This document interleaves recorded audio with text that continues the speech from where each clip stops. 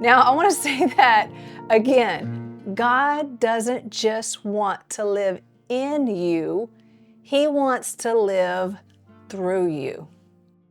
If you're enjoying our content, make sure to like the video, subscribe to the channel, and hit that notification bell. We post weekly podcasts and more uplifting content to keep you encouraged and inspired every week. That's powerful. That deserves a pause. Yeah, kind of takes the pressure off of us a little bit, doesn't it? Oh, a whole lot. A whole lot.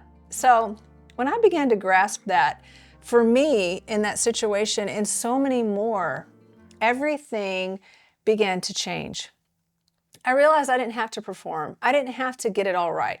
The pressure was off. Yeah. So when I stepped into that freedom, ministry actually became joyful and fun again. It actually became something I enjoyed because the very people who didn't want to hear about God began asking me questions. Yeah. They began to ask me questions. These same people that didn't want anything to do with church or religion or the Bible started asking both of us questions. Yeah. And so they'd say things like, there's something different about you. And I knew it wasn't because I was some model Christian. It wasn't because I showed up and didn't cuss or didn't look like the world. It wasn't that. Now that is important, I think. We have to still do our part. We can't just show up and act like everybody else, right? We do have to do that to some degree, but it was because Jesus was overflowing through us as we began to allow Him to step in and work through us, right? I know, I know you were in that experience too. Did you go through all of that as well? Absolutely. When I stopped trying so hard, it seemed to almost be more of a natural thing. And I think that's important. When I tried really hard, it was my works and my effort, and people knew it. Oh, they did know it. But when I made that shift and just started allowing Him to live through me, it became natural. It became easier. That's so true. And I'll tell you, for me, it didn't happen overnight. It was a process because I had to learn, and I hear a lot of people say things like, less of me and more of you, or less of me and more of you, or none of me and all of you, God. And I thought that's not God's heart. He wants to live in us and through us. He wants to partner with us. You know, that scripture where Paul talks about less of Him and more of God, he's talking about less of his flesh, the things that got in the way, less of the things that kept him from being able to live, to God to be able to live in him and through him, right? Yeah, God gave us our personalities. Why would He want us to scratch those for His instead of less of me, more of you? How about more of you and more of me? Yes, that has definitely been my prayer. Yes, more of Him and more of me. Absolutely, because it is definitely God that changes people, not us. Yeah, that's awesome. So I just want to share a few scriptures that anchored me during that season of my life. The first one really was Matthew 11, 28 through 30.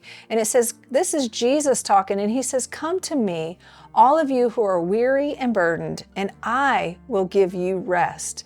Take my yoke upon you and learn from me, for I am gentle and humble in heart, and you will find rest for your souls. For my yoke is easy and my burden is light. Now, this was the foundation of everything. Jesus doesn't just invite us to work for Him. And I know I said that a while ago, but this is so important. But He invites us to walk with Him.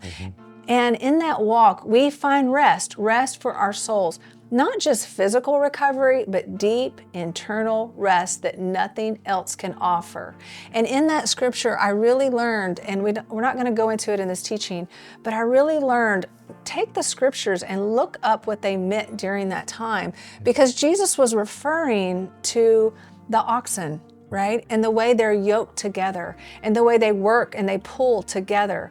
But He actually was referring to the fact that He is the burden carrier. He is the load bearer. And our job is simply to walk in step with Him and to know that He's the one that carries the burden. He's the one that carries the load. And actually, He's the one that's leading us, right? We don't have to worry about trying to figure all of that out. It takes so much pressure off. And I remember reading that scripture. I remember exactly where I was in my house when I was reading that, when I read that scripture. And the revelation that Jesus really did want to know that he carried the load that I didn't. And that if I was, what I learned through that is if I feel that burden, if I feel the load on me, I need to stop. And I need to realize, especially in ministry, and I need to realize that somewhere along the way, I've taken on the responsibility and I am being the load bearer. Yeah. Right? And I need to stop and I need to center back in him because he says that he is our rest. And I need to walk, and because we ministered from that place of rest. Yeah. Yeah? Yeah. I mean, is that something that you've learned over the years? Yeah, absolutely. I mean, if you're yoked with somebody and you're carrying all the weight, it means you've pushed yourself ahead of where they are. Yeah. And that's out of order with Scripture. He doesn't ever ask us to do anything he doesn't empower us to do. So if we're feeling the pressure of it, then we're out of sync with him. He never asked us to carry the weight. He said he would. Yeah, that's so good. And it's not just a cute metaphor. Yeah. It really is real. It really is the way that it is. So the next scripture I want to talk about is Romans 11:36. And it says, "For from him and through him and for him are all things." Wow, I'm just going to read it one more time. For from him and through him and for him are all things. I have to tell you, the first time that I actually really read that scripture, I had to reread it like 20 times because it so overwhelmed my brain that it's like I really had to say, God, show me what you mean here. But this verse reminded me that it's all from him, through him, and for him. I mean, that's what it says, but that includes ministry.